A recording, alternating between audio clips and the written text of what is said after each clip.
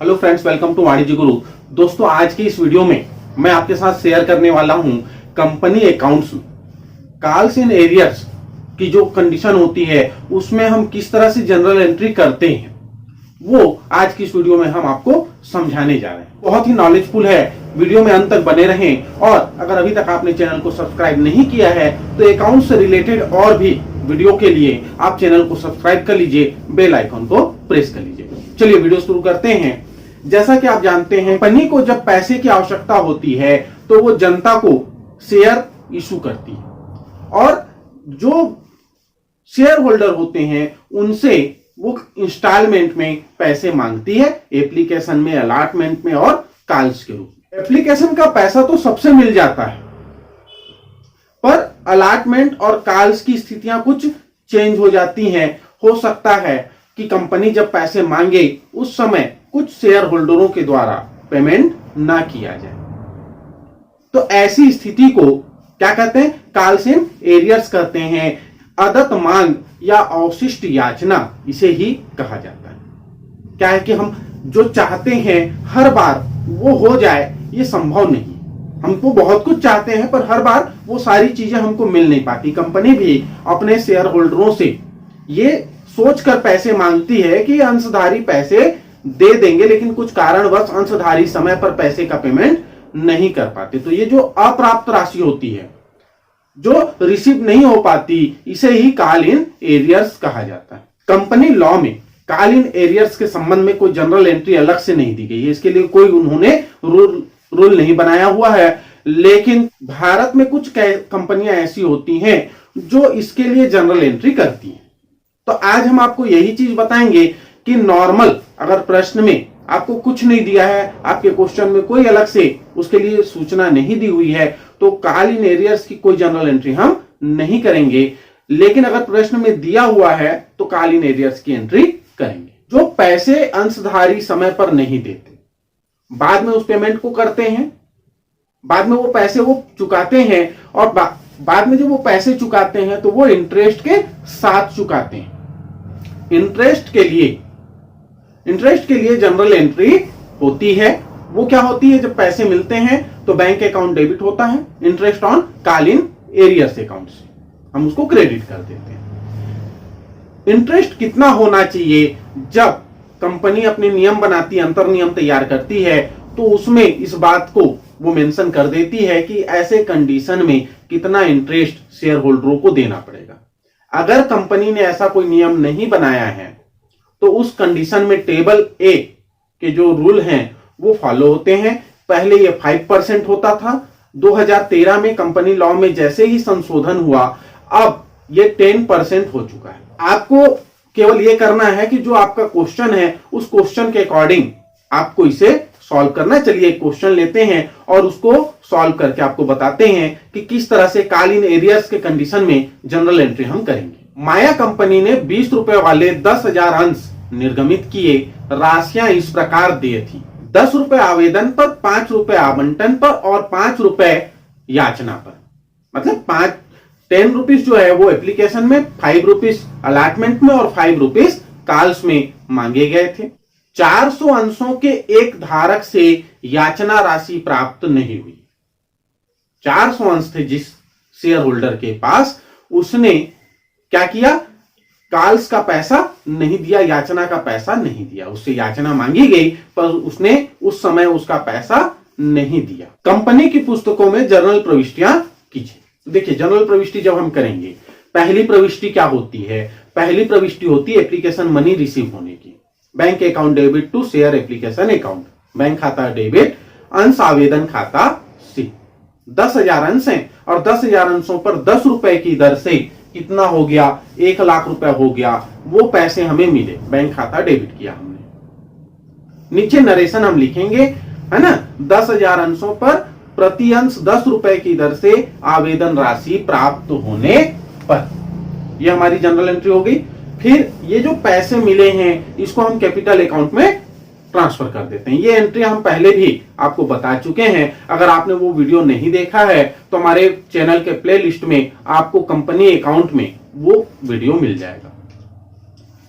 Second entry हम करते हैं कैपिटल में ट्रांसफर करने की, तो वो क्या होगा, उसके लिए जनरल एंट्री होती है share application account debit to share capital account, अंश आवेदन खाता डेबिट अंश पूंजी खाता से 10,000 अंशों पर 10 रुपए की दर से 1 लाख रुपए हो गए, तो ये शेयर कैपिटल अकाउंट में ट्रांसफर कर दिया जाए। नेक्स्ट जनरल एंट्री हम करते हैं जब अलाटमेंट मांगा जाता है।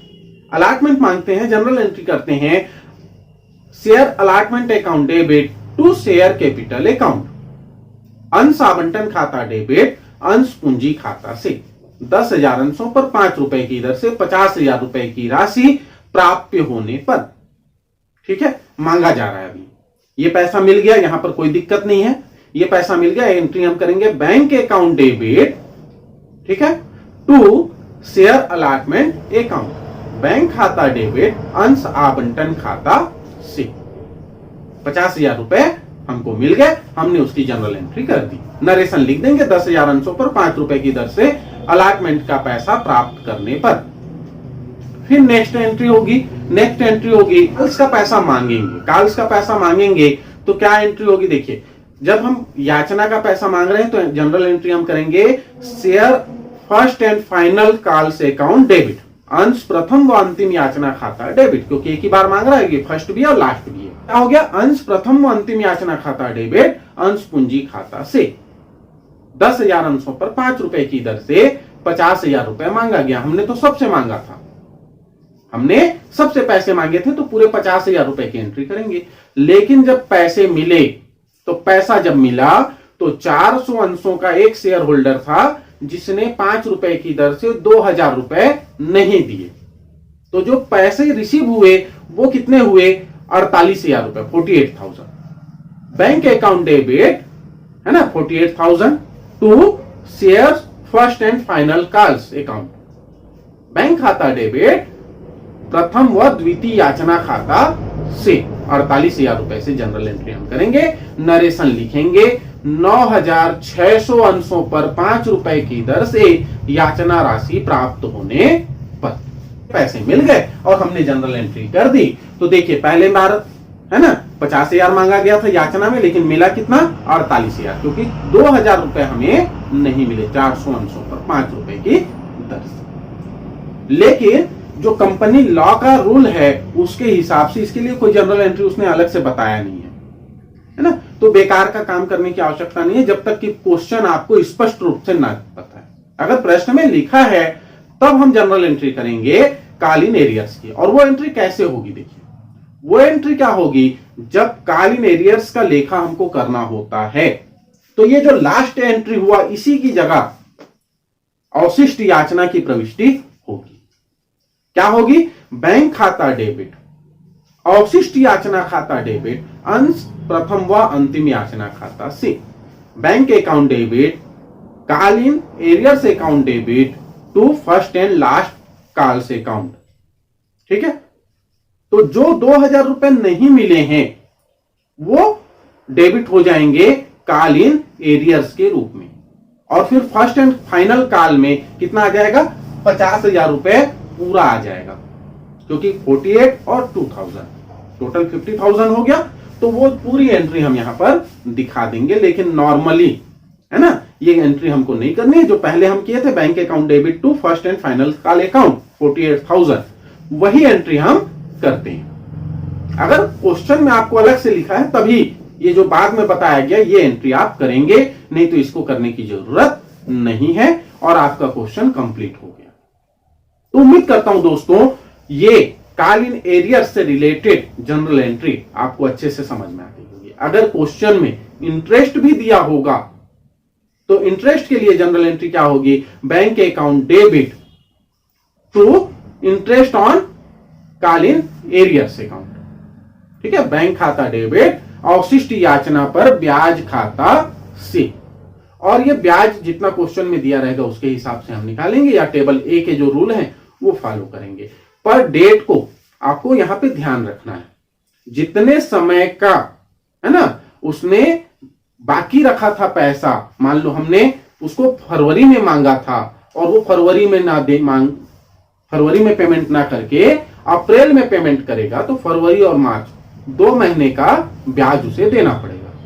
ये जो 5% या 10% होगा, ये साल भर का होगा। आपको उसमें से उतना समय का निकालना है जितने समय तक उसने पैसा नहीं चुकाया था। तो ये इंटरेस्ट अगर क्वेश्चन में रहेगा तो उसकी इस तरह से हम जनरल एंट्री करेंगे। तो उम्मीद है कि ये पूरा आपको प्रोसेस अच्छे से समझ में आ गया होगा। अगर वीडियो अच्छा लगा है तो अपने दोस्तों को शेयर कीजिए, लाइक कीजिए, और अगर चैनल को अभी तक आपने सब्सक्राइब नहीं किया है तो चैनल को सब्सक्राइब कीजिए। आप कमेंट करके हमको बताइए कि आपको अगला वीडियो किस टॉपिक पे चाहिए और कौन सा क्वेश्चन आप सॉल्व करवाना चाहते हैं। तब तक के लिए धन्यवाद। जय हिंद, जय भारत।